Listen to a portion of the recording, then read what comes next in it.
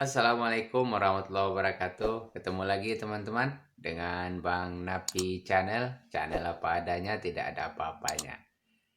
Masih terkait dengan suasana sidang peristiwa kilometer 50 yang menghilangkan 6 nyawa Laskar Front Pembela Islam.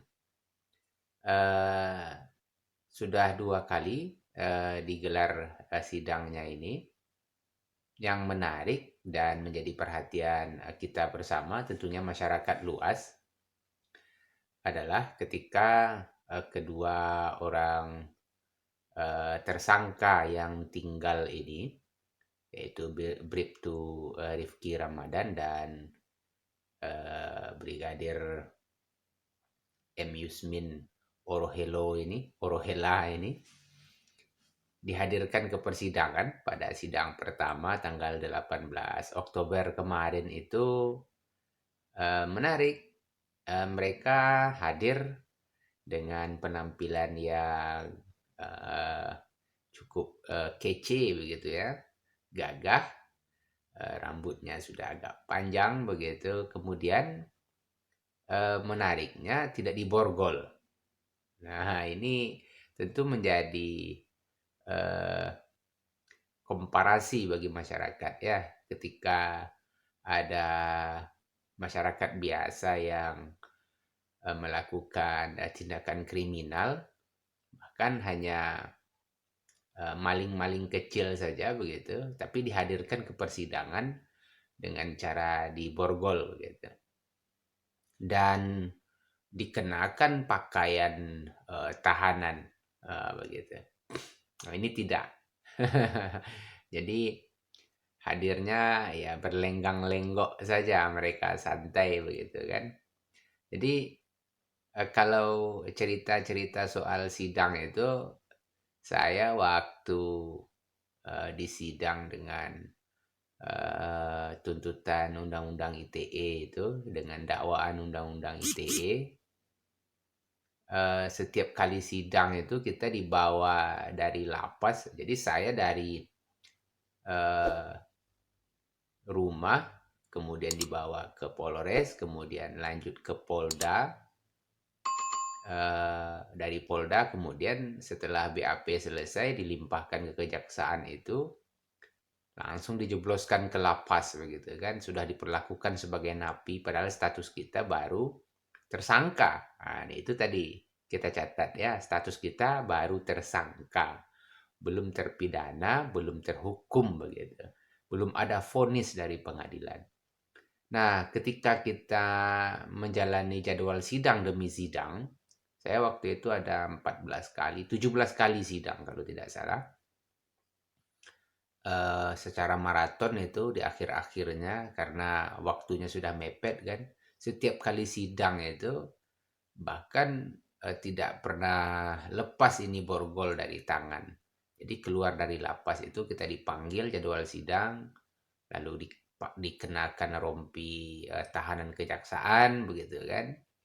Lalu tangan kita diborgol, eh, sempat sekali kak, kaki juga diborgol begitu.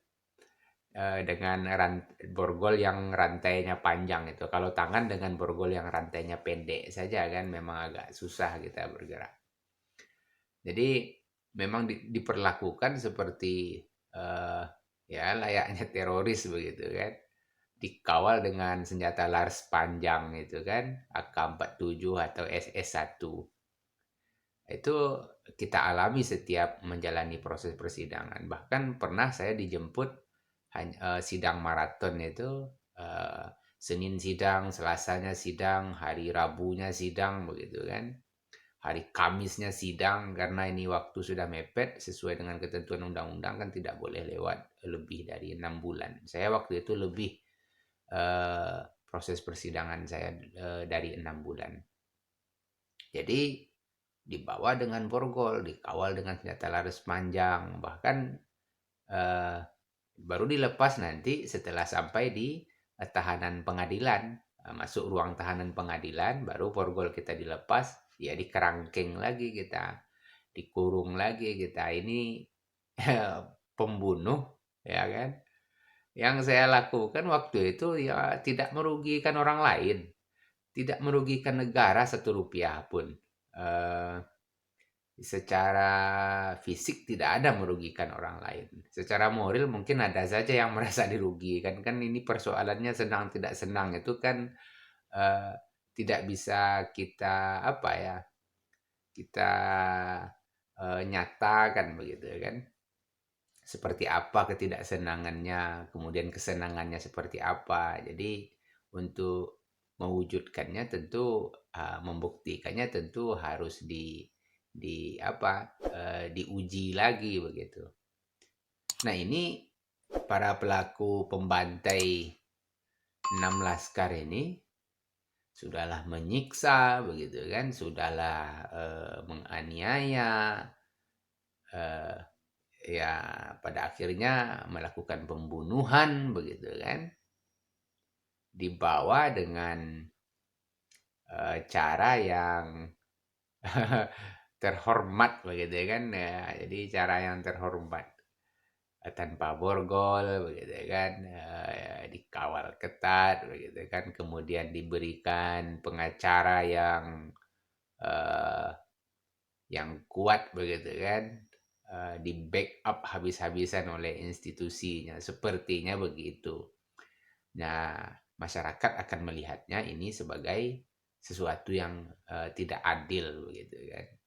Karena apa? Ya dari tampilannya saja, ya mereka sepertinya ya sudah siap dengan skenario-skenario yang disusun oleh institusi kepolisian sendiri, di mana tempat mereka bekerja begitu kan. Selain dari selama proses penyidikan mereka juga tidak ditahan begitu, dibiarkan berkeliaran, ini kan berbahaya. Walaupun mereka tidak akan melakukan pembunuhan lagi, tetapi secara psikologi mereka akan berupaya untuk menghilangkan satu persatu alat bukti. Nah, jadi dalam undang-undang itu, dalam KUHAP itu kan diatur orang yang eh, disangka dengan ancaman hukuman lebih dari 5 tahun itu harus ditahan, eh, dinilai nanti secara objektif dan subjektif.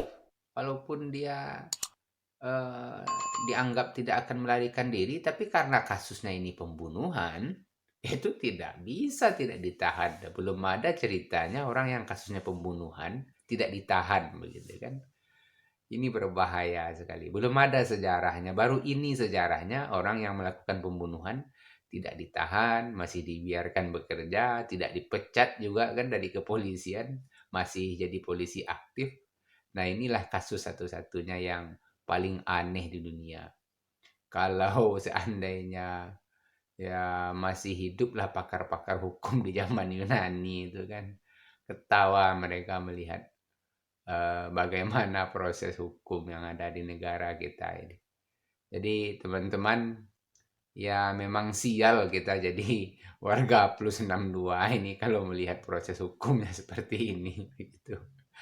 Jadi itulah eh, ini akan menjadi catatan buruk bagi kepolisian. Karena apa? Eh, ini banyak kasus yang justru sudah menghabisi kepolisian, ya menghabisi kepolisian itu dalam tanda kutip tidak apa ya, masyarakat tidak diapresiasi lagi oleh masyarakat. Jadi kita menghargai mereka sebagai orang hidup saja, ya sama seperti anjing lewat begitu kan, ya binatang lewat seperti itu.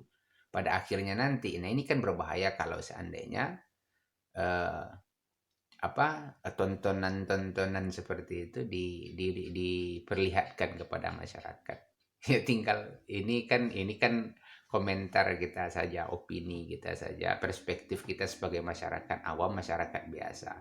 Itu terserah di institusi kepolisian lah, apakah mau memperbaiki ya atau akan begitu-begitu saja. Itu urusan mereka. Yang urusan kita tetap kita pantau ini kasus sampai di mana prosesnya dan berapa hukuman yang akan dijatuhkan kepada pembunuh ini. Karena ini pionnya saja, yang jadi masternya, yang jadi peluncurnya, yang jadi bentengnya siapa, kemudian otaknya siapa, belum ditemukan sampai saat ini. Oke teman-teman, terima kasih. Assalamualaikum warahmatullahi wabarakatuh.